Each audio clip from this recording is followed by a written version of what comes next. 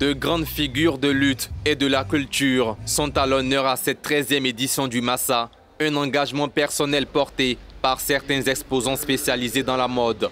C'est le cas de l'Ivoirien Jacques Goba, venu de Toulouse spécialement pour le Massa. Produite à partir de coton biologique dans un design épuré, ces créations mettent à l'honneur certaines des grandes figures méconnues ou ignorées de la lutte pour les droits civiques à travers le monde, et ce, par des collaborations avec des artistes. C'est un devoir de mémoire inscrit dans une démarche artistique. Je demande à des artistes, en fait je collabore avec des artistes à qui je demande de faire un travail iconographique, une figure de lutte, d'une figure de lutte en France, en Afrique et dans le monde.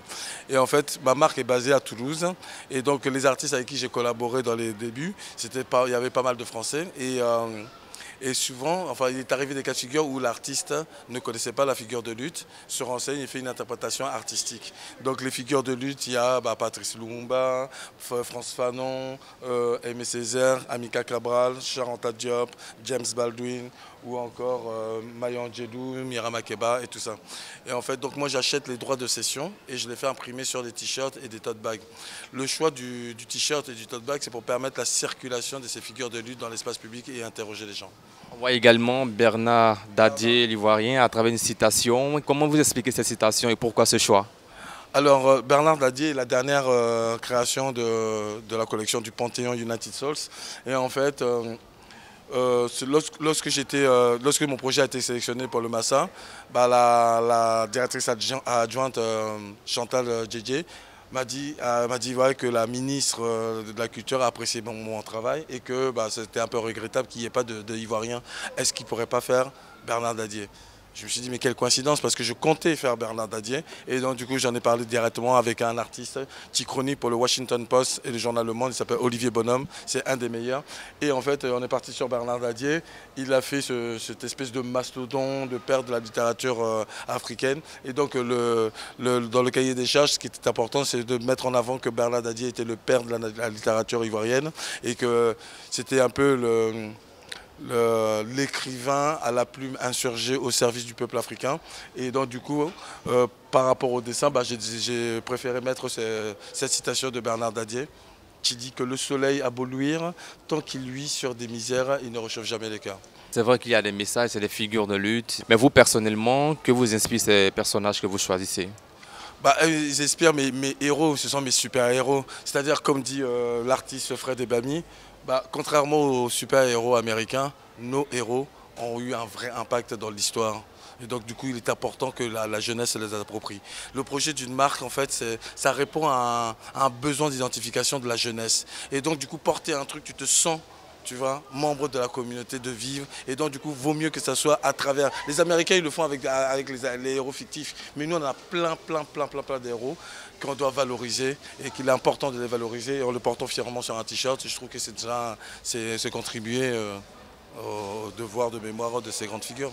Mais en même temps, la lutte africaine, elle continue. Elle continue dans divers domaines. On peut prendre le sport, il y a des figures emblématiques dans le monde sportif africain, dans d'autres domaines, la musique, la culture, tout ça. Mais pourquoi est-ce que vous ne mettez pas en avant des figures actuelles? Parce qu'en fait, c'est un devoir de mémoire, je te dis. Donc, il est important de faire prendre conscience que, en fait, notre réalité incarne les luttes d'avant. Bernard Dadier, le père de Bernard Dadier et Houphouët-Boigny, quand ils ont lutté contre le travail forcé, c'est grâce à leur lutte qu'on en est là en fait. Donc ça, il faut le mettre dans l'esprit de nos jeunes pour pouvoir aller plus loin. Alors le Massa, c'est la 13e édition. Vous, en tant que directeur artistique, qu'est-ce que ce Massa la représente pour vous?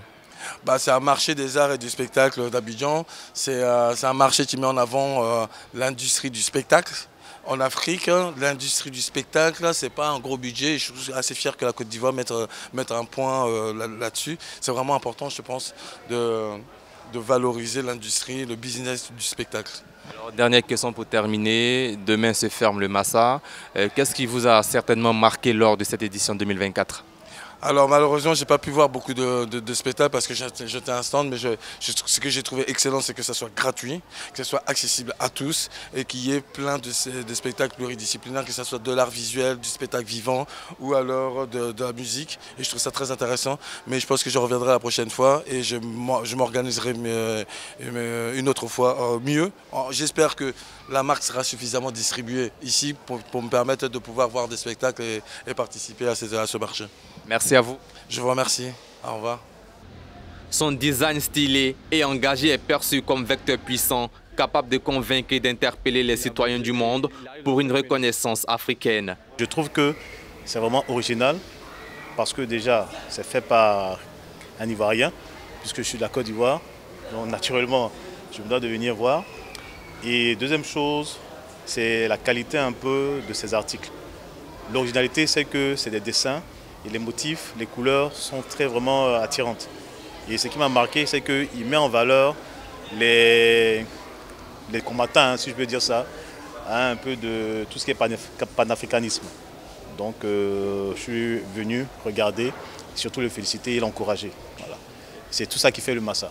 C'est de cette façon que Jacques Goba souhaite exprimer ce qu'il nomme son africanité, une mise en avant de l'échange humain dans la poursuite d'un idéal commun. Pour rappel, pendant 7 jours, plus de 5000 festivaliers prennent part au Massa, un moment riche aux couleurs et sons pour célébrer l'excellence culturelle et artistique africaine.